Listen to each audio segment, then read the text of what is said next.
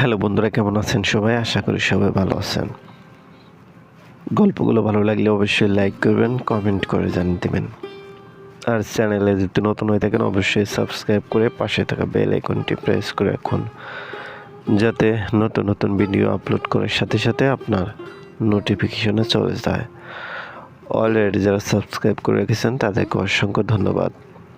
গল্প মনের আঙ্গিনায়, লেখিকা জেরিন আক্তার নিপা, পর্ব সংখ্যা 9।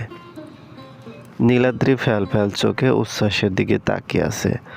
উচ্ছ্বাস নিজেই এবার উঠে নীলাদ্রির সময়ে গিয়ে দাঁড়ালো। উচ্ছ্বাস সামনে আসাতে নীলাদ্রি একটু পিছন সরে গেল। উচ্ছ্বাস শান্ত গলায় জিজ্ঞেস করলো, খাবে না? থুতনি বুকের সাথে মিশিয়ে রেখে নীলাদ্রি সামান্য মাথা নেড়ে না জানালো।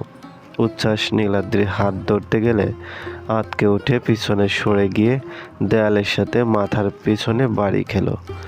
উচ্ছ্বাস অবাক হয়ে মেয়েটাই দেখছে। তুমি কি আমাকে ভয় পাচ্ছ নীলাদ্রি? নীলাদ্রি কি বলবে ভেবে পেল না, তার দম বন্ধ হয়ে আসছে। উচ্ছ্বাস হঠাৎ করেই হেসে উঠে বলল, তুমি আমাকে ভয় কেন পাবে? আমি তোমার জন্য সম্পূর্ণ অপরিচিত কেউ নই। আগেও আমাকে দেখেছ, আমার সম্পর্কে খুব বেশি না জানলেও একটু হলেও জানো। উচ্ছ্বাস রয়ে শয়ে নীলাদ্রির হাত ধরলে বুঝতে পারলো মেয়েটা কত বেশি ভয় পাচ্ছে। তার হাতে ধরা হাতটা থরথর করে কাঁপছে। নীলাদ্রির মনে হচ্ছে সে এই মুহূর্তে জ্ঞান হারিয়ে ফেলবে। সত্যি যদি জ্ঞান হারিয়ে ফেলে তাহলে বিশ্রী একটা কাণ্ড ঘটবে। উচ্ছ্বাস নীলাদ্রির হাত ছেড়ে দিল, বলল, ঠিক আছে, আমি তোমাকে জোর করব না। খাবার রেখে যাচ্ছি, যদি খিদে পায় তাহলে খেয়ে নিও। উচ্ছ্বাস ঘর থেকে বেরিয়ে যাওয়া দৌড়লে নীলাদ্রি ভাবলো তার জন্যই হয়তো লোকটা রাগ করে চলে যাচ্ছে। নীলাদ্রি ওনাকে রাগাতে চায়নি। নীলাদ্রি কি ডাকবে, বলবে, আপনি কি আমার উপর রাগ করেছেন? বরাবরের মতোই সে যা চায় মুখ ফুটে তা বলতে পারল না। ডাকতে গিয়েও গলা দিয়ে শব্দ বের হচ্ছে না। উচ্ছ্বাস বাইরে থেকে দরজা লাগিয়ে দিয়ে চলে গেলে নীলাদ্রি দেয়ালে হেলান দিয়ে মেঝেতে বসে পড়ল। বাবা মা কেন ওনার সাথে তার বিয়েটা দিতে রাজি হলো? আগে যার সাথে বিয়ে হচ্ছিল তাকে নিয়েও মনে সংশয় ছিল, ভয়ভীতিও ছিল, কিন্তু অনেক দিন সময় নিয়ে নিজেকে মানসিকভাবে প্রস্তুত করে নিয়েছিল। বিয়ের দিন আজ এমন কিছু হবে এ ব্যাপারে কি কেউ আগে থেকে জানতো? নীলাদ্রি কিভাবে জানবে? ওনাকে এক সময় বড় বোনের ফিয়ন্সে হিসেবে দেখেছে, তার আরও কয়েকবার পর কলেজের স্যার হিসেবে। এখন হঠাৎ করে ওনাকে নিজের বর হিসেবে মেনে নিতে অস্বস্তি লাগছে। কলেজে ক্লাস নেওয়ার সময় মানুষটাকে যতটা গম্ভীর বদমেজাজি মনে হতো এখন ঠিক তার উল্টো লাগছে। তার সাথে প্রতিটা কথা নরম সুরে বলছে, তার সুবিধার কথা মাথায় রাখছে। তারপরও নীলাদ্রি কেন যে ওনার সামনে সহজ হতে পারছে না? নীলাদ্রি বুঝতে পারছে বাবা মা নিজেদের মেয়ের ভবিষ্যতের কথা ভেবে এই মানুষটার সাথে অন্যায় করে বসেছে। পকেটে ফোন ভাইব্রেট হচ্ছে। কল ধরার জন্যই মূলত উচ্ছ্বাস রুম থেকে বেরিয়ে এসেছে। নীলার কল। উচ্ছ্বাস কল তোলার সাথে সাথেই নীলা ওপাশ থেকে বলে উঠল, এ মুহূর্তে তোমাদের বাড়ির পরিবেশের একটু বর্ণনা দিবে আমায়? এমনিতেই আমি প্রেগনেন্ট মানুষ, আর টেনশন নেওয়া যাচ্ছে না। এদিকে বাবা মা কেঁদে কেটে অস্থির, ওদিকে আবার বোনটার জন্য চিন্তা হচ্ছে। আমি একা একটা মানুষ কয়দিক দেখবো বলো? নীলার কথা উচ্ছ্বাস সামান্য হাসল। তোমার বোন সুস্থ আছে, স্বাভাবিক আছে, আমাদের বাড়ির পরিবেশও শান্ত। নাতি বিয়ে করে বউ নিয়ে এসেছে, দাদি যান এতে খুশি। ভাইয়া ভাবিও পরোক্ষভাবে আমার সাপোর্টে। না জানিয়ে বিয়ে করে ফেলায় মা একটু কষ্ট পেয়েছে। তিনি রাগ করে আমার সাথে কথা বন্ধ রাখবেন, তবে তোমার বোনকে কিছুই বলবে না। বাবা এখনো বাড়ি ফেরেনি, তাই বাবার প্রতিক্রিয়া জানাতে পারছি না। নীলা শব্দ করে স্বস্তির নিঃশ্বাস নিল। বাসালে ভাই, টেনশন অনেকটা কমেছে। তোমাকে যে আল্লাহ আজ কোত্থেকে ফেরেশতা বানিয়ে পাঠালো। তুমি না এলে কি হতো এটাই ভাবছি। উচ্ছ্বাস নিজে নিজেই বলল, আমাকে তো আসতেই হতো। কিছু বলেছো? বলেছি আমাকে তো আসতেই হতো। তুমি ইনভাইট করেছো, আমি কি না এসে পারি? তুমি তো আগেই আমার পছন্দের তালিকায় ছিলে। আজকে তো আমার চোখে হিরো হয়ে গেছো। নীলাদ্রিটা এখন বুঝতে পারছে না তো কত ভাগ্যবতী।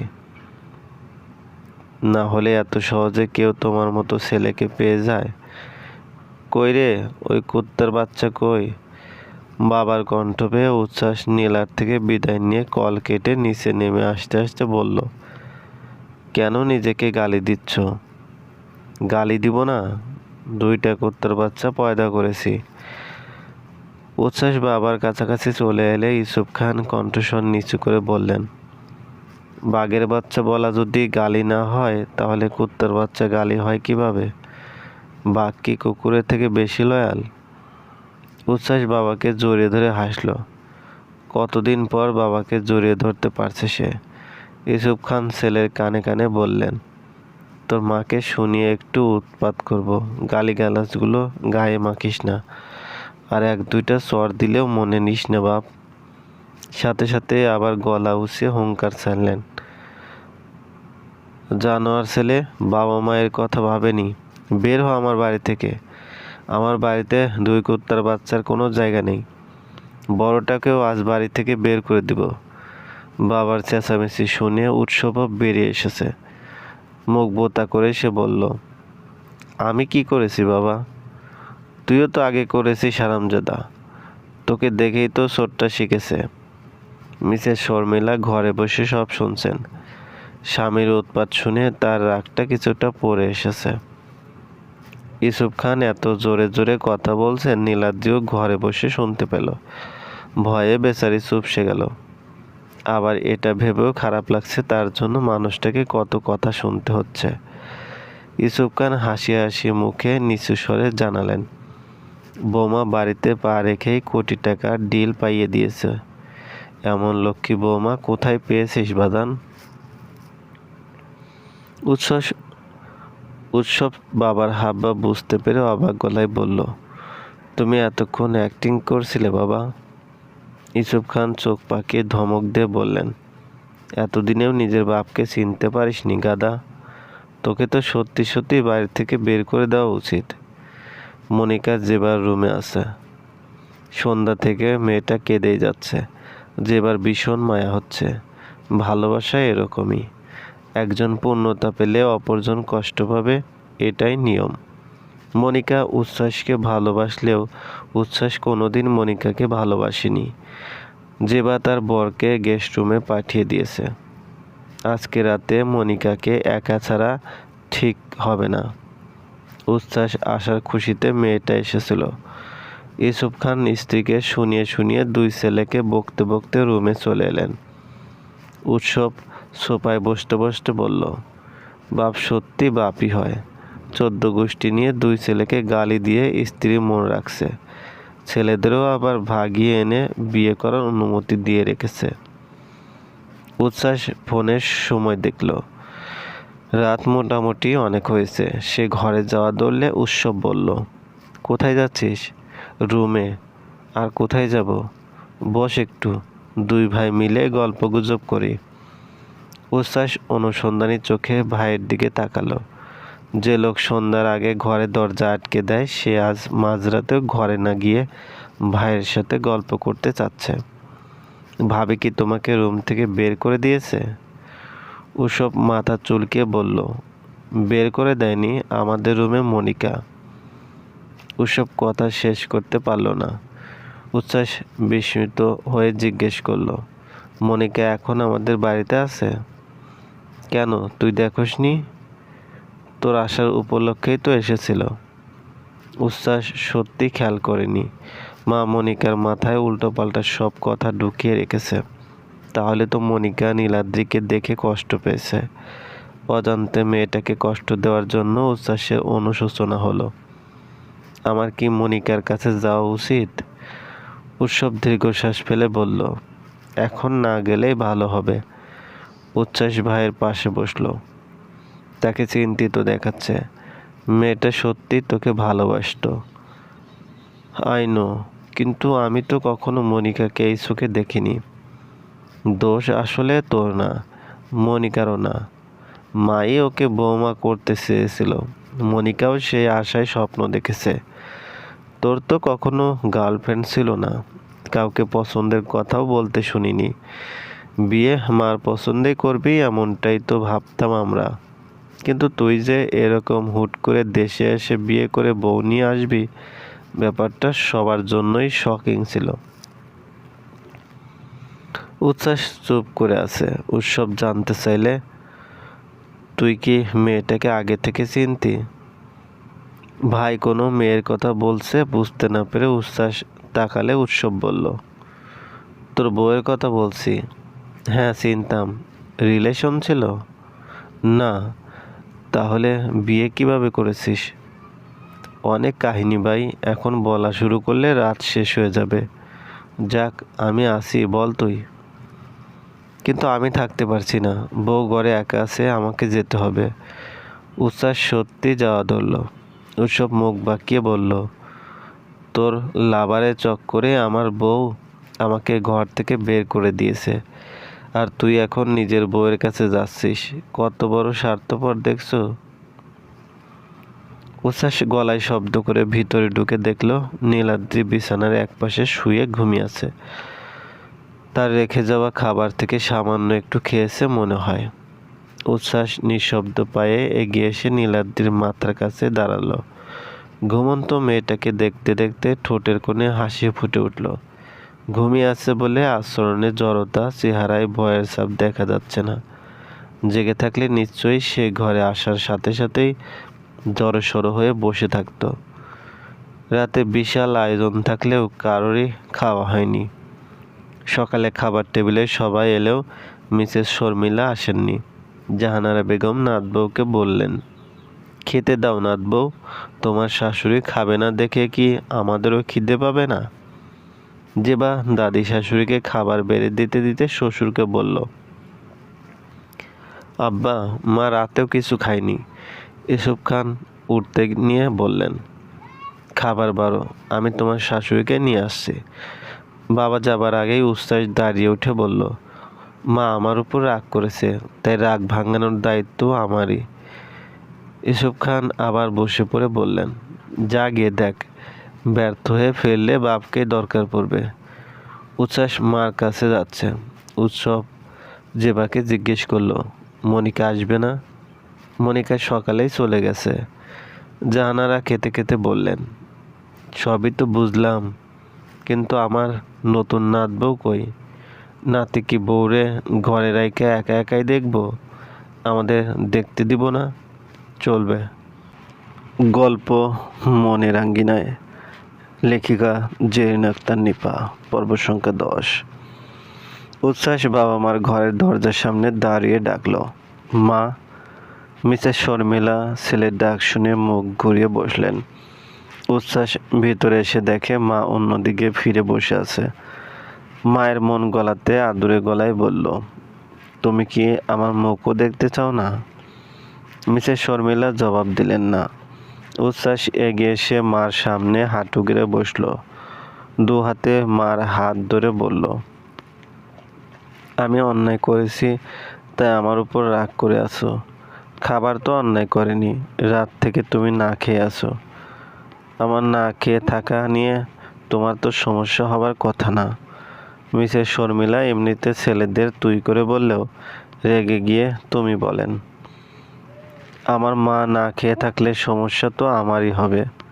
মিসেস শর্মিলা ছেলের থেকে হাত ছাড়িয়ে নিতে চেয়ে বললেন, যেটুকু কষ্ট দেওয়ার তা তো দিয়েই ফেলেছ, এখন কেন দরদ দেখাতে এসেছো? মায়ের কষ্টের কথা যদি ভাবতে, তাহলে না বলে বিয়ে করে নিয়ে আসতে না। আমার ভুল হয়েছে, ধরে নাও এটাই তোমার ছেলের শেষ ভুল। এরপর থেকে তোমাকে না জানিয়ে কিছুই করব না। তারপরও কি আমাকে ক্ষমা করতে পারবে না? উচ্ছ্বাস মাকে মানাতে গেছে অনেকটা সময় হয়ে গেছে। জেবা শাশুড়ির ঘরের দিকে তাকিয়ে উসখুস করছে। ইউসুফ খান বৌমাকে বললেন, আদরের ছেলে মাকে মানাতে গেছে, না মানিয়ে ফিরবে না। মা ছেলে যা খুশি করুক, তুমি এত ভেবো না তো বৌমা। খেতে বসে পড়ো, উচ্ছ্বাস ঠিকই তোমার শাশুড়িকে নিয়ে আসবে। সত্যিই উচ্ছ্বাস মাকে নিয়েই ফিরেছে। যদিও মিসেস শর্মিলা খাবার টেবিলে বসেও কারোর সাথে কথা বলছেন না। জাহানারা বেগম ধমকে নাতিনকে বললেন, এই নাদান, বিয়া কি করছোস বউরে শোকেসে সাজায় রাখার জন্য? নাত বউরে আমাদের সামনে আনাস না কেন? নাকি তোর বউরে দেখতে টিকিট কাটতে লাইন ধরতে হবে? ইউসুফ খানও বললেন, বিয়ে যখন করে ফেলেছিস, এখন তো আর না মেনে নিয়ে উপায় নেই। নিজের ছেলেই যদি ঠিক না থাকে তাহলে পরের মেয়েকে আর কি দোষ দিব? যা মেয়েটাকে নিয়ে আয়। উৎসব যেবার চোখে মাকে দেখছে। মাও কিছু না বললে উচ্ছ্বাস চেয়ার ছেড়ে উঠে নীলাদ্রিকে আনতে যাচ্ছে। একটু আগেই নীলাদ্রির ঘুম ভেঙেছে। দেওয়াল ঘড়ির দিকে তাকিয়ে আঁতকে উঠে ভাবলো, এত বেলা পর্যন্ত ঘুমিয়েছে, 9টা বেজে গেছে। ঘরে সে ছাড়া দ্বিতীয় কেউ নেই। লোকটা কি রাতেও ঘরে আসেনি? নীলাদ্রি তাড়াহুড়ো করে উঠে বসতে গিয়ে তলপেটে চিনচিন ব্যথা অনুভব করলো। মাসের নির্দিষ্ট একটা সময়ে এই ব্যথা আসে, কিন্তু আজ তো সেই তারিখ না, এখনো 4 দিন বাকি আছে। এবার কি তাহলে মাস শেষ হওয়ার আগেই? নীলাদ্রি কি করবে কিছুই বুঝতে পারছে না। এ ব্যাপারে কার কাছে সাহায্য চাইবে সে? লজ্জায় জড়তায় কুঁচকে গিয়ে কতক্ষণ পেট চেপে ধরে বসে থাকলো। তখনই বাইরে উচ্ছ্বাসের শব্দ পেয়ে নীলাদ্রি আরও ঘাবড়ে গেল। কি করবে বুঝতে না পেরে বিছানা ছেড়ে উঠে দৌড়ে ওয়াশরুমে চলে গেল। উচ্ছ্বাস ঘরে এসে নীলাদ্রিকে না দেখে একটু অবাক হলেও পরে ভাবলো হয়তো ওয়াশরুমে গেছে, তাই কতক্ষণ দাঁড়িয়ে থেকে অপেক্ষা করলো। অনেকটা সময় পরও নীলাদ্রি বেরিয়ে না এলে উচ্ছ্বাস ওয়াশরুমের দরজার সামনে এসে ডাকলো, নীলাদ্রি তুমি কি ভিতরে? নীলাদ্রির বুক কাঁপছে, গলা শুকিয়ে আসছে, সেই সাথে কান্নাও পাচ্ছে। এই অবস্থায় কিছুতেই সে বাইরে বেরোতে পারবে না, আর না লোকটার বলতে পারবে তার কি চাই। নীলাদ্রি সারা শব্দ না পেয়ে উচ্ছ্বাসে আবার ডাকলো, নীলাদ্রি হয়ে গেলে বেরিয়ে আসো, নিচে সবাই খাবার টেবিলে আমাদের জন্য অপেক্ষা করছে। নিচে গিয়ে সবার সামনে খেতে বসা তো দূর, নীলাদ্রি তো এই লোকের সামনেই যেতে পারবে না। নীলাদ্রি তুমি কি আমাকে শুনতে পারছো? অনেকক্ষণ ধরে ডাকাডাকি করছে, অথচ মেয়েটার কোনো সাড়া শব্দ নেই। উচ্ছ্বাস এবার কিছুটা ভয় পেয়ে গেল। কিছু কি হয়েছে? নীলাদ্রি তুমি ঠিক আছো? নীলাদ্রি কান্না পাচ্ছে। লোকটা তো যাচ্ছেও না, ডাকাডাকি করেই যাচ্ছে। উচ্ছ্বাস এবার দরজায় ধাক্কা দিয়ে ডাকলো, নীলাদ্রি আর ইউ ওকে? কথা বলছো না কেন? কাঁপা কাঁপা কণ্ঠে নীলাদ্রি বলল, আমি ঠিক আছি। উচ্ছ্বাস স্বস্তির নিঃশ্বাস ছাড়লো, তাহলে কথা বলছিলেন না কেন? নীলাদ্রি এ কথার জবাব না দিলে উচ্ছ্বাস বলল, ঠিক আছে, তুমি সময় নিয়ে বের হও, আমি অপেক্ষা করছি। না। উচ্ছ্বাসের কপালে ভাঁজ পড়ল, জিজ্ঞেস করলো, কি না? আপনাকে অপেক্ষা করতে হবে না। কেন? উচ্ছ্বাস বুঝতে পারছে নীলাদ্রি কণ্ঠ কাঁপছে। কি হয়েছে নীলাদ্রি, আমাকে বলো। আপনি প্লিজ চলে যান, আমি বেরোতে পারবো না। কেন? নীলাদ্রি আবারও চুপ মেরে গেছে। কি সমস্যা ঠিক করে বলছেও না। উচ্ছ্বাস ভেবে পায় না এই মেয়েকে নিয়ে সে বাকি জীবন কিভাবে কাটাবে। বিয়ের দ্বিতীয় দিনেই ঘাম ছুটিয়ে দিচ্ছে। উচ্ছ্বাস কপাল চেপে ঘুরে দাঁড়ালে হঠাৎ বিছানার দিকে তার চোখ পড়ল। সাদা চাদরে লাল জাতীয় কিছু দেখে ভ্রুজোড়া কুঁচকে গেল। পরক্ষণেই পুরো ব্যাপারটা বুঝতে পারল, এজন্য নীলাদ্রি বাইরে বেরোতে চাচ্ছে না। মেয়েটা তাকে বললেই পারত। যদিও উচ্ছ্বাস বুঝতে পারছে সে বিষয়টাকে স্বাভাবিকভাবে নিলেও নীলাদ্রির জন্য ঘটনাটা অস্বস্তিকর, লজ্জার। সে ওয়াশরুমের সামনে গিয়ে বলল, ঠিক আছে, তোমাকে বেরোতে হবে না, তবে আমি ভাবিকে পাঠাচ্ছি। তোমার যা লাগবে ভাবিকে বলো। উচ্ছ্বাস যাওয়ার জন্য দরজার কাছে গিয়েও আবার ফিরে এসে বিছানার চাদরটা তুলে ফেলে জড়ো করে রেখে দিল। নীলাদ্রি বুঝতে পারছে না লোকটা সত্যি কি চলে গেছে। পায়ের শব্দ শুনেছিল। উনি কি কিছু বুঝতে পেরেছেন? না বুঝলে ভাবিকে পাঠানোর কথা কেন বলল? লোকটা তার সমস্যা বুঝতে পেরেছে এটা ভেবেই নীলাদ্রি লজ্জায় মিয়ে গেল। জাহানারা বেগম পানসে মুখে বললেন, বউরে আনতে গিয়া তোর পুত হারায় গেল নাকি? ইউসুফ খানের খাওয়া প্রায় শেষের দিকে। ছেলে যে সেই তখন গেছে, এখনো ফিরে আসেনি। যদিও উনি বুঝতে পারছেন, তিনি যখন নতুন নতুন বিয়ে করেছিলেন তখন ওনার অবস্থাও ছেলের মতোই ছিল। বউয়ের কাছে যাওয়ার জন্য কত ছুতো যে খুঁজত। উৎসব বউয়ের কানে কানে বলল, বউকে আনতে গিয়ে রোমান্স শুরু করে দিয়েছে নাকি? জেবা চোখ পাকিয়ে বলল, করলে তোমার সমস্যা কি?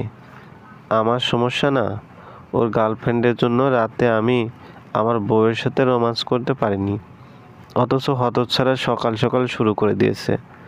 বংশের প্রদীপ তো দেখা যাচ্ছে আমার আগে আমার ছোট ভাই নিয়ে আসবে। চুপ করো অসভ্য লোক। তখনই উচ্ছ্বাসকে আসতে দেখা গেল। উচ্ছ্বাস একা এসেছে দেখে জাহানারা বেগম মুখ বাঁকিয়ে বললেন, বউরে আনতে গিয়া নিজেই নিখোঁজ হইলি, অহন আবার বউ ছাড়াই ফিরে আসলি। তোর ভাবসাব তো সুবিধার দেখতেছি না। কিরকম বউ বিয়া কইরা আনছোস? কানা খোরা না তো আবার? এত পক পক কেন করো বুড়ি? বউরে দেখবা, একটু ধৈর্য ধরো।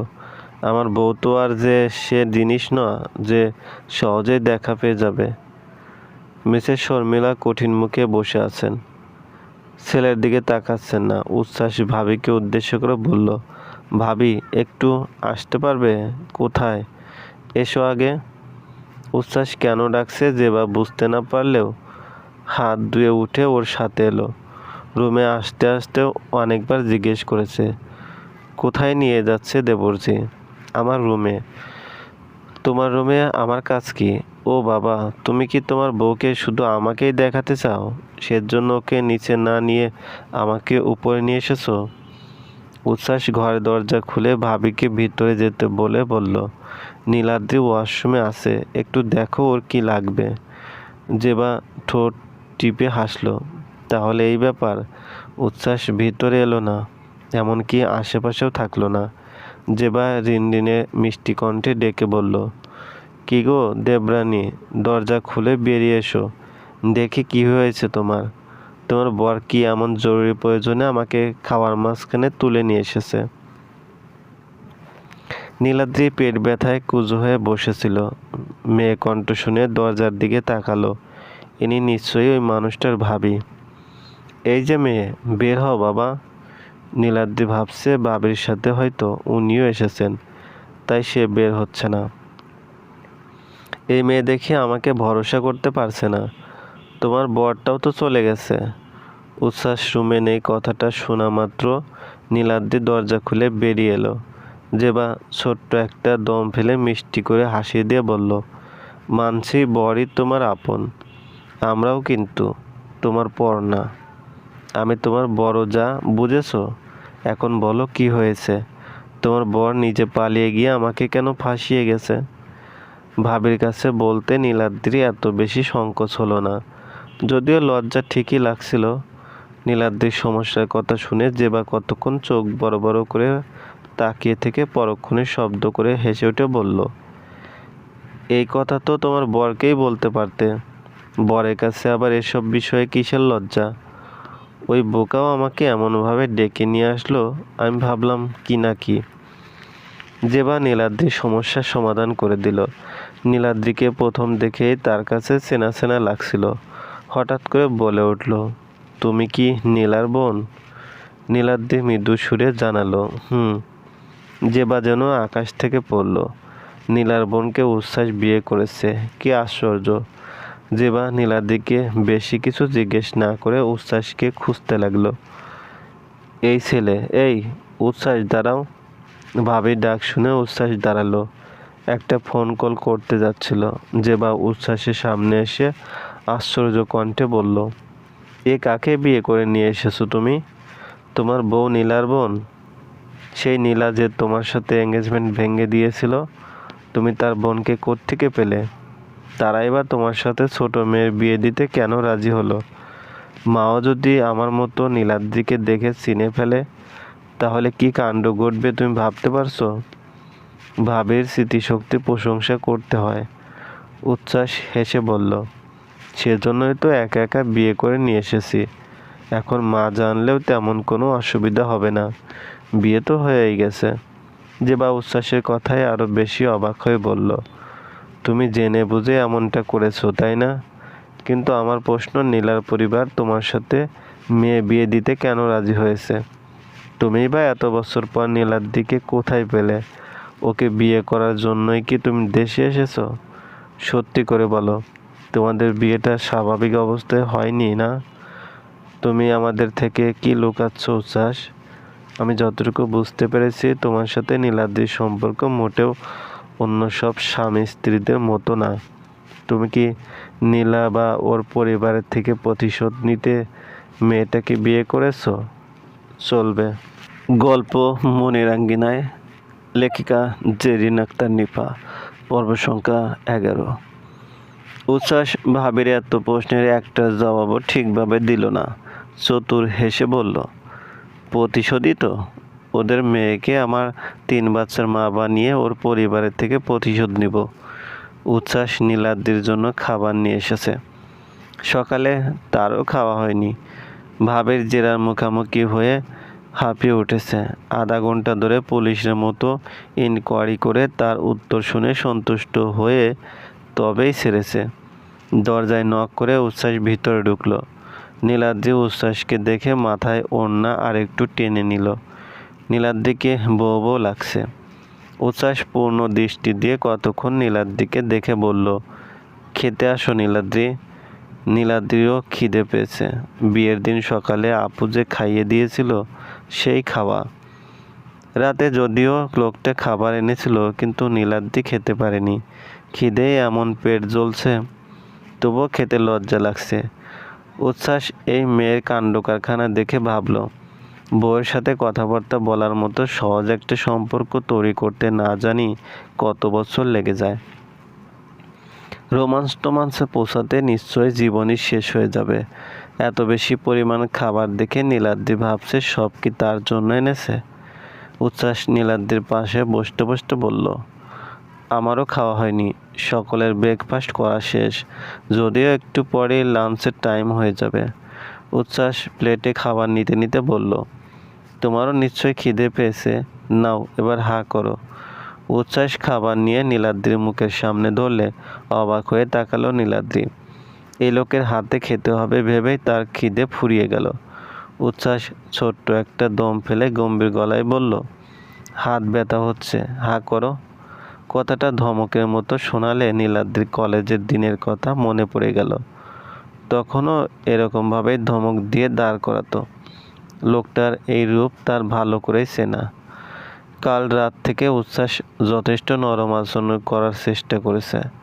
ভেবেছে সে নরম হলে নীলাদ্রির সহজ হতে বেশি সময় লাগবে না, কিন্তু তার ধারণা ভুল ছিল।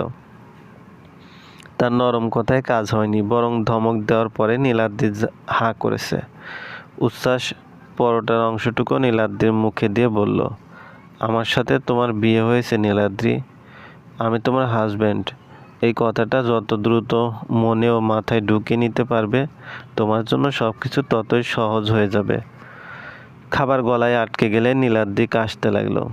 উচ্ছ্বাস ওকে পানি খাইয়ে বলল, আগেও বেশ কয়েকবার আমাদের দেখা হয়েছে, তুমি আমাকে চেনো না? নীলাদ্রি খেতে খেতে উপর নিচ মাথা দুলালো। আর যদি নাও চিনতে, তাহলে এই বাড়িতে আমিই তোমার সবচেয়ে আপন লোক। তোমার যে কোনো সমস্যার কথা তুমি আমাকে বলবে তো? উচ্ছ্বাস হাসলো, বলল, গুড গার্ল। শুধু আমার কথায় মাথা দুলিয়ে হ্যাঁ জানালেই হবে না, তুমি আমার সাথে কথা বলো। নীলাদ্রি উচ্ছ্বাসের দিকে না তাকিয়ে মিনমিন করে বলল, কি কথা বলবো? উচ্ছ্বাস এবার শব্দ করে হেসে উঠলে নীলাদ্রি মাথা তুলে ওর দিকে তাকিয়ে চোখ নামিয়ে ফেলল। স্বামী স্ত্রীর মাঝে যেসব কথা হয়। নীলাদ্রি মুখ নিচু করে বসে আছে, অকারণেই হাত পা কাঁপছে। লোকটার কিছুক্ষণ আগের গম্ভীরতা কেটে গিয়ে আবার অন্য মানুষ হয়ে গেছে। এবার উচ্ছ্বাস মুখের সামনে হাত তুললে নীলাদ্রি মৃদু গলায় বলল, আর খেতে পারবো না। উচ্ছ্বাস জোর করলো না, খাবারটা নিজের মুখে পুরে নিয়ে বলল, আজ তোমাকে তোমাদের বাসায় নিয়ে যাব। এই কথা শুনে নীলাদ্রি ভিতরে ভিতরে খুশি হয়ে গেল। পরক্ষণে একটা ভাবনা মনে আসতে মুখ অন্ধকার হয়ে এলো। বাদো বাদো গলায় জানতে চাইলো, আপনার বাড়ির লোকেরা? কথা শেষ করলো না নীলাদ্রি, তবে সে যে এটুকু জিজ্ঞেস করেছে উচ্ছ্বাস এতেই খুশি।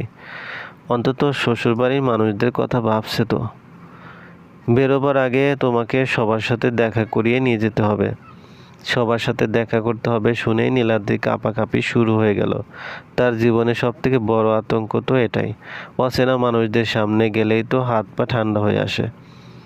উচ্ছ্বাস নীলাদ্রিকে নিয়ে নিচে এসে জানতে পারলো বাবা অফিসে চলে গেছে, ভাইয়াও বেরিয়েছে। ভাবি আগেই নীলাদ্রিকে দেখেছে। উচ্ছ্বাস নীলাদ্রিকে নিয়ে দাদির ঘরে এলো।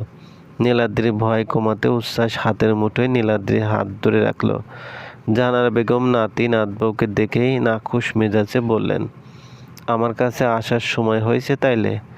আমি তো কই বউরে ঘর থেকে বাইরই করবি না। তোর বউয়ের যদি আবার আমার নজর লেগে যায়। নীলাদ্রি ভেতরে যেতে ভয় পাচ্ছে। উচ্ছ্বাস ওকে আশ্বস্ত করে বলল, আমার উপর রেগে আছেন তাই এমনিতে এসব বলছে, তোমাকে কিছু বলবে না। উচ্ছ্বাস নীলাদ্রিকে নিয়ে দাদির সামনে এসে বলল, আমার বউকে দেখে তোমার হিংসে হচ্ছে বুড়ি? তোমার সতীন নিয়ে এসেছি বলে সহ্য করতে পারছো না? আহারে আমার সতীন রে, তোর বউয়ের আমার সতীন হওয়ার যোগ্যতা আছে? এই মায়া দেখি এদিকে আসো, আমার চামড়ার সাথে তোমার চামড়া মিলায়া দেখি। জেবা হুড়মুড়িয়ে দরজায় এসে পড়লে জাহানারা বেগম তিক্ত গলায় বললেন, আরেক সতীন আসছে দেখো। এরে বাড়িতে জায়গা দিয়েই তো শনিটা লাগছে। এর লেঙ্গুর ধইরা ছোটটাও ওই ধরাতেই আসছে। জেবা গাল ফুলিয়ে বলল, নতুন বউয়ের সামনে কেন দাজ্জালের মতো আচরণ করছেন দাদি? বেচারি আপনাকে ভয় পেয়ে যাবে। ভয় পাওয়া ভালো আছে। দাদি মুখে মুখে যত কথাই বলুক নাতবউকে কাছে ডেকে বসালেন। নরম সুরে নতুন বউয়ের সাথে কথা বললেন। নীলাদ্রির হাত ধরে বললেন, কই তোরে লাহান কাঁপতাছো কেন? ওইসব কাঁপাকাঁপি তোমার বেড়া আদর সোহাগ করার সময় কইরো। আমার সাথে শক্ত হয়ে বসো। কথাটা শুনে নীলাদ্রির লজ্জায় লাল হয়ে গেল, কান দিয়ে ধোঁয়া বের হতে তার। উচ্ছ্বাস এখানে বউয়ের পক্ষ নিয়ে বলল, তুমি যেভাবে ভয় দেখাচ্ছ আমার বউ কাঁপবে না তো কি করবে? ধমকে কথা না বলে মিষ্টি করে বলো, তাহলেই আর কাঁপবে না। নীলাদ্রি একটা জিনিস খেয়াল করেছে, এই লোক দাদির সামনে এসে সম্পূর্ণ ভিন্ন মানুষ হয়ে গেছে। হাস্যজল মিশুক একজন মানুষ মনে হচ্ছে। জেবা জিজ্ঞেস করলো, মার সাথে নীলাদ্রির দেখা করাবে না? উচ্ছ্বাস বলল, আমরা এখন মার কাছেই যাচ্ছি। জাহানারা বেগম ছেলের বউয়ের চরিত্র সম্পর্কে জানেন। মেয়েটা এমনিতেই ভয় পাচ্ছে। এখন ওই ঘরে গেলে কথার তিক্ততায় মেয়েটাকে কাঁদিয়ে ছাড়বে। তাই তিনি বললেন, অহনার তোর মার কাছে গিয়ে কাম নাই। কয়টা দিন যাক, তোর মার মাথাও ঠান্ডা হোক। দাদি মানা করলে উচ্ছ্বাস এমনটা করতে পারবে না। দাদির বারণ না শুনে নীলাদ্রিকে নিয়ে সে মার ঘরে চলে এলো। ভেতরে ঢোকার আগে নীলাদ্রিকে বলল, মা এমনিতে রাগী মানুষ না। মাকে তুমি যখন জানতে শুরু করবে তখন বুঝবে আমার মায়ের মতো মানুষ হয় না। এখন অবশ্য একটু রেগে আছে, তোমাকে যদি কিছু বলেও তাহলে তুমি কষ্ট পেও না। নীলাদ্রি মাথা নাড়িয়ে সায় দিল।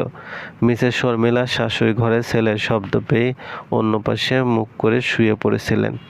উচ্ছ্বাস ডাকলেও তিনি তাকালেন না, এমনকি একটা শব্দ পর্যন্ত করলেন না। উচ্ছ্বাস জানে মার রাগ এত সহজে পড়বে না। গভীর একটা দীর্ঘশ্বাস ফেলল সে। বাড়িতে এসে নিজের বাবা মাকে দেখে নীলাদ্রি কান্না আটকিয়ে রাখতে পারল না। মাকে জড়িয়ে ধরে কেঁদে ফেলল। মা পরম যত্নে তার মাথায় হাত বুলিয়ে দিতে দিতে বলল, কাঁদছিস কেন পাগল মেয়ে? মাকে ছেড়ে যাওয়ার সময় কাঁদিস, আবার মার কাছে ফিরে এসেও কাঁদিস। তার বোনের কান্নাকাটি নতুন কিছু না। নীলা উচ্ছ্বাসকে নিয়ে দাদার ঘরে বসালো। দাদার সাথে থাকলে বেচারা অন্তত বোর হবে না। দাদা আবেগে নাত জামাইকে জড়িয়ে ধরে বললেন, কেমন আছো ভাই? উচ্ছ্বাস মৃদু হেসে বলল, গতকাল যেমন দেখেছিলেন আজ অবশ্য গতকালের থেকেও ভালো আছে। আদরের নাতনিকে দিয়ে দিয়েছি, ভালো থাকবে না কেন শুনি? উচ্ছ্বাস আশেপাশে তাকিয়ে দাদাজানের আদরের নাতনিকে খুঁজল। কোথাও নেই। বাড়ি আসার পর যে উধাও হয়েছে, একবারও দর্শন দেয়নি। নীলাদ্রি ঘরে এসে তার ফোন হাতে নিয়ে দেখল বান্ধবীদের অসংখ্য অগণিত মিসড কল। সে ওয়াইফাই কানেকশন দেওয়ার সাথে সাথে টুংটাং শব্দে মেসেজের নোটিফিকেশনের ঠেলায় ফোন হ্যাং মারার দশা। নীলাদ্রি অনলাইনে এসেছে দেখেই মুন ভয়েস মেসেজ পাঠালো। এই শালি, এক রাতও হয়নি জামাই পেয়ে এখনই বান্ধবীদের ভুলে গেছিস? সব কয়টা অনলাইনেই ছিল। ভিডিও কল দিলে নীলাদ্রিকেও জয়েন করতে হলো। রাফা বিয়ে করে বর নিয়ে জাপান চলে গেছে। নেহা কাশ্মীর ঘুরতে গেছে। যে কারণে ইচ্ছে থাকলেও মুন একা রাজশাহী থেকে নীলাদ্রির বিয়েতে আসতে পারেনি। তবে কথা ছিল নীলাদ্রির বাসর ঘরে বসে ভিডিও কল করবে। নেহা বলল, নীলাদ্রি কি হারামি রে তুই? বাসর রাতে জামাই পেয়ে আমাদের কথা ভুলে গেলি? রাফাটা আগেও ঠোঁট কাটা ছিল, বিয়ের পর আরও হয়েছে। সে বলল, তোরাও না আমার বান্ধবীকে কেন দুষছিস? বান্ধবী নিশ্চয়ই কল দিত, কিন্তু দুলাভাই হয়তো ওকে সেই সুযোগই দেয়নি। তোদের তো আর বিয়ে হয়নি, তাই বুঝবি না। নেহা মুখ বাঁকিয়ে বলল, বিয়ে হয়নি তো কি হয়েছে? তোর সাথে থেকে থেকে কম অভিজ্ঞতা তো আর অর্জন করেনি। দুইটা মিলে আরও নানান কথাবার্তা বলছে। এদের এসব কথাবার্তা শুনে নীলাদ্রির গাল লাল হয়ে গেছে। এত ফাজিলেরা। মন এদের থামিয়ে দিয়ে বলল, এই তোরা থামবি? ঝগড়া করার হলে দূরে গিয়ে কর। নীলাদ্রি, তুই বিয়ের পিক দে। এখনও দুলাভাইকেই দেখা হয়নি। পিকের কথা শুনে নীলাদ্রি ভাবনায় পড়ে গেল। ফারদিন মানে যার সাথে প্রথমে বিয়ে ঠিক হয়েছিল, তার ছবি ওদের দেখিয়েছিল, কিন্তু বিয়েটা তো ফারদিনের সাথে হয়নি। যার সাথে হয়েছে তাকে এরা খুব ভালো করে চিনে। একসময় তো ক্রাশ খেয়ে উল্টে পড়েছিল। এখন যদি এরা জানতে পারে তার বিয়ে উচ্ছ্বাস স্যারের সাথে হয়েছে, তাহলে নিশ্চয়ই তাকে নিয়ে মজা উড়াবে। নীলাদ্রি ঠিক করলো সে কোনো ছবি টবি দিবে না। কিরে ছবি দে। ছবি নেই, কল কাটছি আমি, আমাকে ডাকছে। মিথ্যে বলে নীলাদ্রি দ্রুত কল কেটে দিল। চলবে। গল্প মনের আঙ্গিনায়, লেখিকা জেরিন আক্তার নিপা। পর্ব সংখ্যা 12। রাতের আগে নীলাদ্রি আর উচ্ছ্বাসের সামনে আসেনি। নীলাই এত বড় পেটটা নিয়ে এই ঘর থেকে ওই ঘরে ছোটাছুটি করে উচ্ছ্বাসকে জামাই আদর করেছে। সবার এত আদর আপ্যায়নের মাঝে উচ্ছ্বাসের চোখ একজনকেই খুঁজছে। দুপুরের পর তাকে বেরোতে হয়েছিল। ফিরতে ফিরতে রাত 8টা বেজে গেছে। রাতে খাবার টেবিলে বসে এত বিশাল আয়োজন দেখে উচ্ছ্বাস মনে মনে নিজের জন্য দোয়া করে নিল। তাকে খেতে দেওয়ার সময় নীলাদ্রিকেও কাছে পিঠে দেখা গেল। নীলাদ্রি এই লোকের কাছাকাছি থাকতে না চাইলেও বোনের চোখ রাঙানি দেখে থাকতে হচ্ছে। উচ্ছ্বাস বেশ বুঝতে পারছে এই মেয়ে বাড়িতে এসে তাকে এড়িয়ে চলার চেষ্টা করছে। ঠিক আছে, সময় এবং সুযোগ সেও পাবে, তখন হিসেব বুঝে নেবে।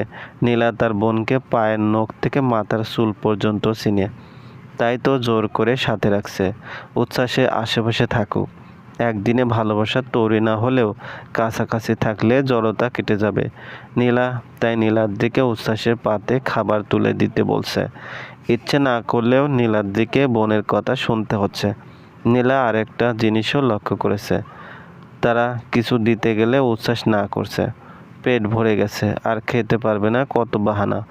অথচ নীলাদ্রি দিলে কিছুই বলছে না, উল্টো চুপচাপ খেয়ে নিচ্ছে। খাওয়া দাওয়ার পর্ব সেরে উচ্ছ্বাস নীলাদ্রির ঘরে চলে এলো। আজ তাদের থাকার প্ল্যান ছিল না। যাওয়ার কথা বললে নীলাদ্রি কাঁদো কাঁদো মুখের দিকে তাকিয়েই আজকের রাতটা থেকে যাবে ঠিক করলো। নীলাদ্রি বোনের ঘরে এসে বসে আছে। সে জিজ্ঞেস করলো, আপু, দুলাভাই কবে আসবে? এই লোকের কথা আমার কাছে জানতে চাইবি না। সে দেশে সেবা করে জাতিকে উদ্ধার করে ফেলুক, বউ সেবা তাকে করতে হবে না। আগে জানলে এই গরুকে বিয়ে করার থেকে ভালো উচ্ছ্বাসকে বিয়ে করে নিতাম। কথাটা বলেই নীলা জিভ কামড় দিল। ভুলে গিয়েছিল উচ্ছ্বাস এখন তার বোনের বর। এসব কথা মুখে আনাও পাপ। আগে যা হবার হয়েছে, এখন সম্পর্ক বদলে গেছে। নীলাদ্রি ইচ্ছে করেই বোনের সাথে সময় ব্যয় করছে। ঘর যেতে ইচ্ছে করছে না। নীলাও বেশ বুঝতে পারলো। হাই তুলতে তুলতে নীলাদ্রিকে ঘর থেকে বের করে দিয়ে বলল, ঘুম পাচ্ছে, তুইও গিয়ে শুয়ে পড়। কি আর করার, সারা রাত তো সে আপুর ঘরের বাইরে দাঁড়িয়ে থাকতে পারবে না। তাই ধীরে পায়ে নীলাদ্রি নিজের ঘরের দিকে যাচ্ছে।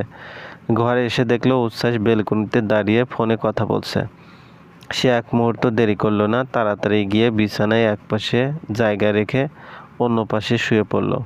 নীলাদ্রি ঘরে পা রাখার পরই উচ্ছ্বাস ওর উপস্থিতি টের পেয়েছে। কল শেষ করে রুমে এসে দেখলো নীলাদ্রি শুয়ে পড়েছে। মেয়েটার দিকে তাকিয়ে মুচকে হাসলো সে। একে তো ঘরে আসতে এত সময় লাগিয়েছে, এখন আবার এসে শুয়ে পড়েছে। এই মেয়েকে কি শাস্তি দেওয়া উচিত? হঠাৎ ঘরের আলো নিভে গেলে নীলাদ্রি কেঁপে উঠল। তবে সে কিছুই বলতে পারল না। সে মুখ খুললেই লোকটা জেনে যাবে সে জেগে আছে। উচ্ছ্বাস নীলাদ্রির পাশে এসে শুয়ে পড়ল। নীলাদ্রি নড়াচড়াবিহীন শক্ত হয়ে পড়ে রইল। ওই মানুষটা তার পাশে শুয়েছে। অস্বস্তিতে নীলাদ্রি জমে যাচ্ছে। লাইটটা অফ করা। নীলাদ্রি হঠাৎ তার পেটে কারো স্পর্শ অনুভব করলো। উচ্ছ্বাস আচানক দু হাতে নীলাদ্রির কোমর ধরে টেনে ওকে কাছে নিয়ে এলো। নীলাদ্রির দম বেরিয়ে যাওয়ার জোগাড়। থরথর করে কাঁপতে লাগলো বেচারি। নিঃশ্বাস আটকে রেখেছে। উচ্ছ্বাস আদেশের সুরে বলল, নিঃশ্বাস ছাড়ো নীলাদ্রি। নীলাদ্রি আটকে রাখা নিঃশ্বাস শব্দ করেই ছাড়ল। উচ্ছ্বাস আগের থেকে কড়া গলায় বলল, কাঁপাকাঁপি বন্ধ করো।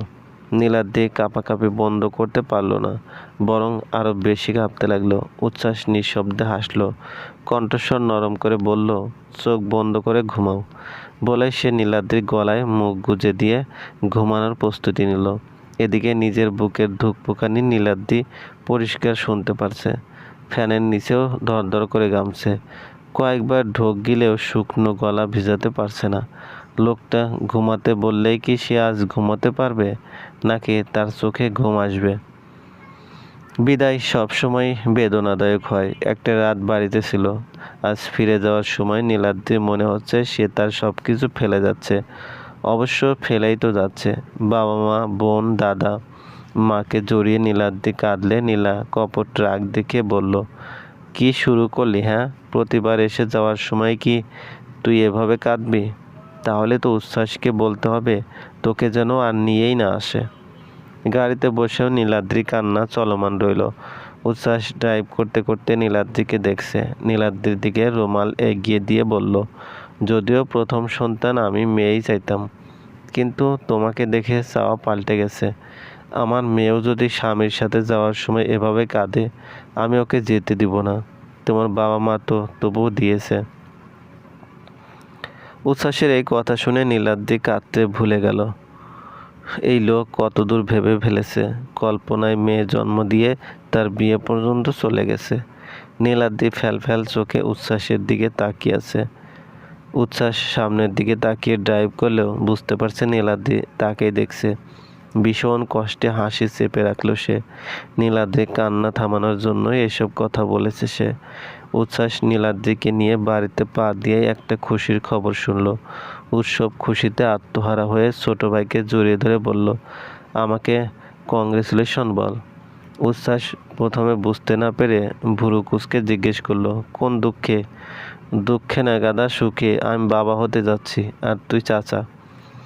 উচ্ছ্বাস নিজেও অনেক খুশি হলো। ভাইকে আরো শক্ত করে জড়িয়ে ধরে বলল, তুমি আগে আমাকে কংগ্রেচুলেশন জানাও, আমি চাচা হচ্ছি। নীলাদ্রি এই খুশি উপলব্ধি করতে পারে। আপুর প্রেগনেন্সির খবর শুনে সেও এতটা খুশি হয়েছিল। যেবা লজ্জিত মুখে বসে বসে এদের কাণ্ড দেখছে। তার বর দেবর দুইটাই পাগল। নীলাদ্রি জেবার পাশে বসলে জেবা ওর দিকে তাকিয়ে বলল, পাগলদের কাণ্ড দেখো। নীলাদ্রি মৃদু হাসলো। জেবার মুখের দিকে তাকিয়ে বলে দেওয়া যাচ্ছে সে কতটা খুশি। উচ্ছ্বাস জেবার সামনে এসে দাঁড়িয়ে বলল, ভাবি, আমার কিন্তু জুনিয়র ইউসুফ খান লাগবে। জেবা অবাক হবার নাটক করে বলল, ও মা, তুমি কবে থেকে ছেলে পছন্দ করো? আমি তো জানতাম তুমি মেয়ে পছন্দ করো। উচ্ছ্বাস নীলাদ্রির দিকে চোখ রেখে বলল, মেয়ে বড় হলে বিয়ে দিতে হবে ভাবি। নীলাদ্রি লজ্জা পেল। এই লোক এমন কেন? জবা হো হো শব্দে হেসে উঠে বলল, ঘরজামাই নিয়ে আসবে না হয়। না, ওসব ঘর জামাই শব্দ ভালো শোনায় না। জেবা নীলার দিকে জড়িয়ে ধরে উচ্ছ্বাসকে জিজ্ঞেস করলো, তুমি কবে খুশির খবর দিচ্ছ দেবরজি? আমি একা তো এই প্রশ্নের উত্তর দিতে পারবো না ভাবি। যার যার মাধ্যমে আসবে সে তৈরি থাকলে সামনের বছরই বড় আম্মুর ডাক শুনতে পারবে ইনশাল্লাহ। নীলাদ্রি কান দিয়ে ধোঁয়া বের হচ্ছে। এই লোক এত ছোটকাটা হয় আল্লাহ! নীলাদ্রির মাটির সাথে মিশে যেতে যেতে ইচ্ছে হচ্ছে। 6টা বছর অপেক্ষা করার পর আল্লাহ জেবাকে খুশি দিয়েছেন। বাড়ির সবাইও অনেক খুশি। জেবা কেন মা হতে পারছে না তা নিয়ে কেউ অবশ্য কিছু বলেনি। তবে মনে মনে সবাই চাইতো বাড়িতে একটা বাচ্চা আসুক। জেবা নিজেই সব থেকে বেশি চাইতো। জেবা এই সুযোগের সদ্ব্যবহার করে শ্বশুর শাশুড়ির কাছে একটা আবদার রাখলো, উচ্ছ্বাস আর নীলাদ্রির বিয়েটা যেন তারা মেনে নেয়। ছেলের বউয়ের খুশির দিকে তাকিয়ে মিসেস শর্মিলাকে বিয়েটা মেনে নিতে হলো। ছেলে বউ নিয়ে বাড়িতে এসেছে শুনে ইউসুফ খান তো বৌমাকে না দেখেই মেনে নিয়েছিল, কিন্তু মিসেস শর্মিলা মন থেকে এখনো মেনে নিতে পারেনি, আর না ভবিষ্যতে পারবে। তারপরও বড় ছেলের বউয়ের জন্য কিছু বলল না। ঠিক হলো রিসিপশন অনেক বড় করে রাখা হবে। নীলাদ্রির কাছে এসব আনুষ্ঠানিকতা ঝামেলা ছাড়া কিছুই মনে হয় না, তবে তার বলারও কিছু নেই। উচ্ছ্বাস নিজেও চায় সবাই জানুক নীলাদ্রি তার স্ত্রী। সে আড়ালে ভাবিকে ছোট্ট করে বলল, থ্যাঙ্কস ভাবি। জেবা হেসে বলল, ওসব থ্যাঙ্কস ট্যাঙ্কস চাই না, বড় আম্মুর ডাক শুনতে চাই। দুই পরিবারের সামনাসামনি বসা উচিত। বিয়েটা তো হয়েই গেছে, এখন সামাজিকতা মেনে বাকি অনুষ্ঠানও হয়ে যাক। ইউসুফ খান বড় ছেলেকে নিয়ে বৌমার বাবা মার সাথে দেখা করতে এসেছে। উচ্ছ্বাসও সাথে এসেছে। মিসেস শর্মিলা আসেননি। ইউসুফ খান এই পরিবারকে চিনতে পেরেছেন। ছেলের দিকে চোখ বড় বড় করে চাইলেন তিনি। বড় মেয়ের সাথে এঙ্গেজমেন্ট হয়েছিল, বিয়েটা হয়নি। এই ছেলে ওই পরিবারের ছোট মেয়েকে বিয়ে করেছে। শর্মিলা জানতে পারলে কুরুক্ষেত্র বাঁধিয়ে দেবে। বেআইনের সাথে কথা বলে সব ঠিক করে বাড়ি থেকে বেরিয়ে ইউসুফ খান বললেন, বিয়ে করার জন্য এদের মেয়েকেই পেলি বাপ। তোর মা জানতে পারলে তোকে বাড়ি থেকে বের করে দিবে। ওই ঘটনা তোর মা এখনো ভুলতে পারেনি। উচ্ছ্বাস হাই তোলার মতো করে বলল, তুমি আসো কেন? নিজের বউকে একটু বোঝাতে পারবে না? তুই কি চাচ্ছিস তোর সাথে তোর বাপও বাড়ি ছাড়া হোক? উৎসব হাসতে হাসতে বলল, তুমি মাকে এত ভয় পাও কেন? তুই তোর বউকে ভয় পাস না? উৎসব আর কিছু বলল না। বউকে সে বাঘের মতো ভয় পায়। মাঝে 2টা দিন কেটে গেল। ইচ্ছে না থাকলেও মিসেস শর্মিলাকে ছেলের রিসিপশনে চেনা পরিচিত অনেকজনকে দাওয়াত দিতে হলো। মিসেস শর্মিলা তার ঘনিষ্ঠ বান্ধবী মার্জিয়াকে বলতে পারল না, তবে মিসেস শর্মিলা না বললেও মার্জিয়া শোনার বাকি থাকেনি। মার্জিয়া আজ খান বাড়িতে এসেছে। মিসেস শর্মিলার সাথে তার সম্পর্কে অনেক দিনের পুরনো। তার মেয়েকে ছেলের বউ করবে আশা দিয়ে কেন মেয়েটার স্বপ্ন ভেঙেছে এর জবাব নিয়ে যাবে। বাড়িতে পা রেখেই তিনি চেঁচামেচি লাগিয়ে দিলেন। জেবা কানে দেওয়ার জন্য তুলো খুঁজতে লাগলো। তুফান এসে গেছে, চলবে। গল্প মনের আঙ্গিনায়, লেখিকা জেরিন আক্তার নিপা, পর্ব সংখ্যা 13। মার্জিয়া জেবাকে দেখে জিজ্ঞেস করলো, তোমার শাশুড়িমা কোথায়? জেবা জবাব দেওয়ার আগেই মিসেস শর্মিলা বেরিয়ে এলেন। মার্জিয়া তাকে দেখে তেলে বেগুনে জ্বলে উঠে বলল, এই কাজ তুমি কিভাবে করতে পারলে শর্মিলা? আমার মেয়েটা কি দোষ করেছিল? তুমি আর তোমার ছেলে কেন আমার মেয়েটাকে এত কষ্ট দিলে? মার্জিয়াকে শান্ত করার জন্য মিসেস শর্মিলার কাছে কোনো কথা নেই। সে জানে মেয়েটার সাথে অন্যায় হয়েছে। নীলাদ্রি দাদির ঘরে ছিল। বাইরে চেঁচামেচি শুনে দাদি বলল, চলো তো নাতবউ, দেখে আসি। দাদি নীলাদ্রির হাত ধরে এখানে এসে উপস্থিত হলে মার্জিয়া নীলাদ্রিকে দেখে বুঝে গেল এটাই সেই মেয়ে যার জন্য তার মেয়ের কপাল পড়েছে। নীলাদ্রি কিছু বুঝে ওঠার আগেই মার্জিয়া ক্ষিপ্র গতিতে নীলাদ্রির সামনে এসে দাঁড়িয়ে বলল, তুমি আমার মেয়ের সুখ কেড়ে নিজে সুখী হবে মনে করেছো? তোমার মতো মেয়ে আমি অনেক দেখেছি। দোষ তো আসলে তোমারও না, তোমার বাবা মাই হয়তো তোমাকে এই শিক্ষা দিয়েছে। নীলাদ্রির সাথে কখনো কেউ উঁচু গলায় কথা বলেনি। কটু কথা সে নিতে পারে না। এই মহিলার কথা শুনে আপনাতেই তার চোখ দিয়ে পানি গড়তে লাগলো। জেবা অবশ্য নীলাদ্রির পক্ষ নিল। আপনি নীলাদ্রিকে এসব কথা বলতে পারেন না আন্টি? মার্জিয়া তেতে উঠে বলল, কেন পারবো না? এই মেয়ে আমার মেয়ের জায়গা নেওয়ার সময় তোমরা কোথায় ছিলে? জানতে না উচ্ছ্বাসের সাথে মনিকার বিয়ে হবে? মার্জিয়া নীলাদ্রির দিকে তাকিয়ে খুবই নোংরাভাবে বলল। আর তুমিও মেয়ে, ছেলে দেখেছো আর গলায় ঝুলে পড়েছো। আগে পরে কোনো কিছু জানার চেষ্টা করনি, পরিবার থেকে এই শিক্ষাই পেয়েছো। অবশ্য তোমার পরিবারের দেওয়া শিক্ষা নিয়েও আমার সন্দেহ আছে। না হলে ছেলের বাবা মা ছাড়া শুধু ছেলের হাতে কোন পরিবার মেয়ে তুলে দেয়? মার্জিয়া যেভাবে পারল নীলাদ্রিকে কথা শুনিয়ে গেল। মিসেস শর্মিলাও বাধা দেননি, যেভাবে বাধা দেওয়ার চেষ্টা করলেও লাভ হয়নি। শেষে দাদি কঠিন ভাষায় মার্জিয়াকে বলল, তোমার সাহস তো কম না, কার বাড়িতে দাঁড়ায় কার কথা শোনাও তুমি? বেশি কথা কইবা ঘাট দইরা বাড়ি থেকে বের করে দিমু, দেখছো? তুমি আমার চিনো? জাহানারা বেগম আমি। আমার সামনে দাঁড়াইয়া তুমি আমার নাত বউরে কথা শোনাও? আমার নাতি কোনোদিনও বলে নাই সে তোমার মেয়েরে বিয়ে করব। তুমিই জোর কইরা আমার নাতির ঘাড়ে তোমার মেয়েরে তুইলা দিতে চাইছো। মেয়ে এত বেশি হয়েছে, তাইলে জন্ম দিছিলা কেন? ওই মহিলার কথাগুলো নীলাদ্রি কিছুতেই ভুলতে পারছে না, আর না চোখের পানি থামাতে পারছে। ঘরে এসে বিছানায় উপর হয়ে শুয়ে বালিশে মুখ গুজে কেঁদে চলেছে। উচ্ছ্বাস বেরিয়েছিল। বাড়ি ফিরে রুমে এসে নীলাদ্রির দিকে তাকিয়েই বুঝে গেল তার অবর্তমানে এমন কিছু হয়েছে যার জন্য নীলাদ্রি কেঁদেছে। অনেক আগেই নীলাদ্রির চোখে মুখে পানি দিয়ে এসেছে। সে ঠিক করেছে এই ঘটনার ব্যাপারে লোকটাকে কিছুই বলবে না। কি হয়েছে নীলাদ্রি? কিন্তু উচ্ছ্বাসে এমন প্রশ্নে নীলাদ্রি কিছুটা ভরকে গেল। ভাবলো বাইরে থেকে নিশ্চয়ই শুনে এসেছে। নীলাদ্রি কিছু না বললেও উচ্ছ্বাস ওর ফোলা চোখ দেখে প্রশ্নটা করেছে। নীলাদ্রি উত্তর না দিয়ে কাঁচুমুচু মুখে বসে আছে। উচ্ছ্বাস এসে ওর পাশে বসলে নীলাদ্রি একটু সরে গেল। কোমল গলায় উচ্ছ্বাস বলল, কি হয়েছে আমাকে বলো? নীলাদ্রি তবুও চুপ থাকলো। উচ্ছ্বাস নীলাদ্রির দিকে তাকিয়ে ছোট্ট একটা দম ফেললো। এই মেয়ের থেকে কথা বের করা কষ্টের কাজ হয়ে যাবে ভেবে সে নিচে চলে এলো। ভাবির থেকে সব জেনে আবার রুমে এলো। তবে এবার তার মুখ থমথমে, চোখে রাগের অভ্যাস। নীলাদ্রির হাত ধরে বলল, এসো আমার সাথে।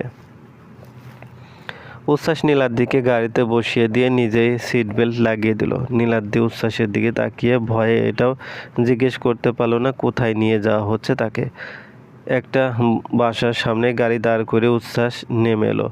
এপাশে এসে দরজা খুলে নীলাদ্রিকে নামতে বলল, নামো। নীলাদ্রি নামলে আবার নীলাদ্রির হাত ধরে ভেতরে নিয়ে যেতে লাগলো। নীলাদ্রি বুঝতে পারছে না এটা কার বাড়ি। ভয় লাগলেও সে এবারে জিজ্ঞেস করে বসলো, কোথায় নিয়ে যাচ্ছেন আমাকে? চুপচাপ চলো। উচ্ছ্বাসের ধমক খেয়ে নীলাদ্রি চুপ হয়ে গেল। উচ্ছ্বাস মনিকাদের বাসায় এসেছে। কলিং বেল চাপলে একটা মেয়ে দরজা খুলে দিল। উচ্ছ্বাস জিজ্ঞেস করলো, মনিকা বাসায় আছে? আছে। ডাকো ওকে। মনিকার মন মেজাজ ভালো নেই, সেই সাথে শরীরও খারাপ যাচ্ছে। তবুও কাজের মেয়ের কথা শুনে সে নিচে এসেছে। উচ্ছ্বাসকে মনিকা আশা করেনি। উচ্ছ্বাসকে দেখে সে যতটা খুশি হয়েছিল, উচ্ছ্বাসের সাথে নীলাদ্রিকে দেখে ততটাই কষ্ট পেল। আমি তোকে কখনো বলেছি আমি তোকে ভালোবাসি বা তোকে বিয়ে করব? উচ্ছ্বাসে এমন প্রশ্নে মনিকা বোকার মতো তাকিয়ে রইল। উচ্ছ্বাস যথেষ্ট শান্ত স্বরেই কথা বলছে, আমার মা তোকে কি বলেছে তার দায়ভার তো আমি নেব না, কারণ আমি সবসময় তোর কাছে ক্লিয়ার ছিলাম। আমি তোকে কখনো আশা দেইনি, তারপরও কেন তুই আশা রেখেছিস? আর আজ তোর মা কোন সাহসে আমার বাড়িতে গিয়ে আমার বউকে অপমান করেছে? মনিকা মনে মনে নিজের উপরই তাচ্ছিল্য করে হাসল। নিজের মন তাকে উপহাস করে বলল, উচ্ছ্বাস তোর জন্য আসেনি হতভাগী, নিজের বউয়ের হয়ে লড়তে এসেছে। মনিকা চেহারার ভাব স্বাভাবিক রেখে বলল, মাকে আমি যেতে বলিনি, জানি তোকে অন্তত এতটুকু চিনি, কিন্তু তোর মা আমাদের বাড়িতে গিয়েছে আমার বউকে অপমান করে এসেছে। মার্জিয়া এ সময় বাড়ি ফিরল। উচ্ছ্বাসের বাড়ি থেকে সে আরেকটা বন্ধুর বাড়ি গিয়েছিল। তার সেই বন্ধু মনিকার জন্য একটা ভালো পাত্রের সন্ধান এনেছে। নিজে বাড়িতে উচ্ছ্বাসকে দেখে মার্জিয়ার আগে ফেটে পড়ে বলল, আমার বাড়িতে তুমি কেন এসেছো? আর কি চাও তুমি? আমার মেয়েটাকে ভেঙে চুরে দিয়ে তোমার শান্তি হয়নি? এখন বউ নিয়ে দেখাতে এসেছো তুমি কত সুখে আছো? মার্জিয়া আন্টি মায়ের অনেক দিনের পুরনো বন্ধু, বয়সেও তার থেকে অনেক বড়, সেজন্য উচ্ছ্বাস এখনও শান্ত আছে। আপনি আমাদের বাড়িতে কেন গিয়েছিলেন? আমার বউকে এসব কথা বলার অধিকার আপনাকে কে দিয়েছে? মার্জিয়া নীলাদ্রির দিকে তাকিয়ে তাচ্ছিল্য করে হেসে বলল, এই মেয়ের জন্য এখন তুমি আমাকে শাসাতে আসছো? উচ্ছ্বাস খুবই শান্ত স্বরে বলল, শাসাতে আসিনি আন্টি, ক্লিয়ার করতে এসেছি। আপনার মেয়ের সাথে কখনোই আমার কোনো ধরনের সম্পর্ক ছিল না। আমার কথা বিশ্বাস না হলে আপনি আপনার মেয়েকে জিজ্ঞেস করে নিন। তাকে আমি বিয়ের স্বপ্ন দেখাইনি। তারপরও যদি আমার জন্য আপনার মেয়ে কষ্ট পেয়ে থাকে তাহলে আমি তার কাছে ক্ষমা চাইতেও রাজি আছি। যা কিছুই হয়েছে তা আমাদের মাঝে হয়েছে, কিন্তু আপনি আমাদের মাঝে কেন আমার বউ কেটে এনেছেন? নীলাদ্রি তো এ ব্যাপারে কিছুই জানতো না, তাহলে তাকে কেন কটু কথা বলেছেন? মার্জিয়া মুখ ঝামটা দিয়ে বলল, তুমি যেমন তোমার বউয়ের টানে আমার বাড়ি পর্যন্ত ছুটে এসেছো, আমি আমার মেয়ের টানে গিয়েছি। আপনি যেতেই পারেন, আমার আপত্তি নেই। আমাকে দোষ দিতে পারেন, এতেও আমার কোনো আপত্তি নেই। আমার আপত্তি তখন হবে যখন আপনি আমার বউয়ের দিকে আঙুল তুলবেন। আমার বউ কোনোভাবেই আপনার মেয়ের জায়গা নেয়নি। নীলাদ্রি আমার জীবনে আসেনি, আমি নিজে ওকে আমার জীবনে এনেছি। তাই এসবের জন্য আপনি নীলাদ্রিকে দায়ী করতে পারেন না। আজ যা হয়েছে তা আমি যেতে দিচ্ছি, কিন্তু ভবিষ্যতে এরকম কিছু হলে আমি ভুলে যেতে বাধ্য হব আপনি মনিকার মা এবং আমার মায়ের বন্ধু। নীলাদ্রি ফ্যাল চোখে উচ্ছ্বাসের দিকে তাকিয়ে আছে। এই মানুষটাকে সে চেনার চেষ্টা করছে। উচ্ছ্বাস নীলাদ্রিকে নিয়ে মনিকাদের বাসা থেকে বেরিয়ে এলো। নীলাদ্রির হাত এখনও ওর হাতে ধরা। এখানে এসে একেবারের জন্য ছাড়েনি। নীলাদ্রিকে গাড়িতে বসিয়ে নিজের ড্রাইভিং সিটে বসলো। অনেক কষ্ট করে রাগ কন্ট্রোল করে রেখেছে। রাগ ঝাড়তে পারছে না, যার কারণে মাথার ভিতর ব্লাস্ট হচ্ছে। নীলাদ্রি পলকহীন চোখে মানুষটার দিকে তাকিয়ে আছে। কিছুটা সময় নিয়ে নিজেকে সামলে নিয়ে হঠাৎ নীলাদ্রির দিকে ঝুঁকে এসে সিট বেল্ট লাগিয়ে দিল। উচ্ছ্বাস এতটা কাছে চলে এলে নীলাদ্রি খিচে চোখ বন্ধ করে নিল। তোমাকে কেউ কিছু বললেও আমাকে বলবে না, আমি তোমার কেউ না। কথাটা কানে যেতেই নীলাদ্রির চোখ খুলে তাকালো। ততক্ষণে উচ্ছ্বাস তার সিটে ফিরে গেছে। নীলাদ্রি বুঝলো এই কথাটায় রাগ না থাকলেও চাপা অভিমান ছিল। এখানে আসার সময় ভয় লাগছিল, কিন্তু এখন ভয় লাগছে না। উল্টো সে বুঝতে পারছে এই লোকটা পাশে থাকলেই সে নিরাপদ। বাড়ি এসে উচ্ছ্বাস নীলাদ্রির সাথে ঠিকমতো কথা বলছে না। সে মানছে বিয়েটা নীলাদ্রির ইচ্ছেতে হয়নি, পরিস্থিতির শিকার হয়ে বাধ্য হয়ে নীলাদ্রিকে এই বিয়েটা করতে হয়েছে। কিন্তু সে তো মেয়েটাকে মানিয়ে নেওয়ার জন্য সব রকম সাহায্য করে যাচ্ছে। তারপরও কেন নীলাদ্রি তাকে ভরসা করতে পারছে না? যেবা নীলাদ্রিকে ধরে সব কিছু জেনে নিল। তার দেবরটা এতটা পজিটিভ আগে জানতো না তো। যেবা টেনে টেনে বলল, মা গো মা, বউয়ের জন্য যুদ্ধ বাঁধিয়ে দিতেও প্রস্তুত দেখা যাচ্ছে। কি খাইয়ে আমার দেবরটাকে এরকম পাগল বানালে বলো তো? নীলাদ্রি আগেও যে উচ্ছ্বাসের সাথে খুব একটা কথা বলতো এমন না। তখন উচ্ছ্বাস বলতো, সে উত্তর দিত। এখন তো উচ্ছ্বাসও বলছে না। নীলাদ্রি কান্না পাচ্ছে। সে বুঝতে পারছে লোকটা তার উপর রেগে আছে, কিন্তু সে এখন কি করবে এটাই বুঝতে পারছে না। পুরোটা বিকেল নীলাদ্রি মনমরা হয়ে কাটালো। যেবা বিষয়টা ধরতে পেরে নীলাদ্রিকে একটু চাপ দিতে নীলাদ্রি বলে দিল, উনি আমার সাথে কথা বলছেন না ভাবি, এমনকি আমার দিকে তাকাচ্ছেনও না। এই কথা শুনে যেবা হেসে বলল, ধুর, এত ছোট একটা বিষয় নিয়ে তুমি এত ভাবছো? বরের রাগ ভাঙানো বউয়ের বা হাতের কাজ।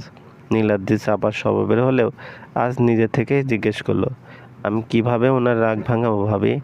মেয়েটাকে যেবার পছন্দ হয়েছে, ভীষণ চাপা স্বভাবের লাজুক একটা মেয়ে, খুব কম কথা বলে, তবুও তার কাছে আপন লাগে। যেবার দুষ্টুমি করে বলল, এ বাবা, বলে কি এই মেয়ে?